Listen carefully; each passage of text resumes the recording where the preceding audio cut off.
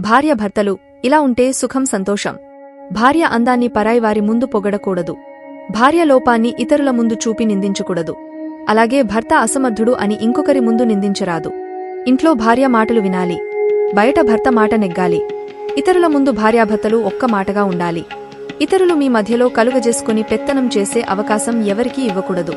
భార్యాభర్తలు రెండు దేహాలుగా ఉంటే ప్రాణమొకటే అని నమ్మాలి. పరాయి పురుషులతో ఒంటరిగా సంచరించకూడదు. వితంతువులతోనూ, భర్తను వదిలివేసిన స్త్రీతోనూ, వ్యభిచారిణి అయిన స్త్రీతోనూ సూర్యాస్తమయం నుండి సూర్యోదయం వరకు మాట్లాడకూడదు. సూర్యోదయంకు ముందుగానే నిద్రలేచి స్నానము ఆచరించి, పరిశుభ్రమైన వస్త్రములను ధరించి ఉదయభానునకు అంజలి ఘటించవలెను. కుటుంబ సభ్యులకు ఉదయం అవసరమైన ఆహారాన్ని తానే స్వయంగా తయారు చేసి వడ్డించుకోవలెను. ప్లీజ్ లైక్ అండ్ సబ్స్క్రైబ్ చేయండి.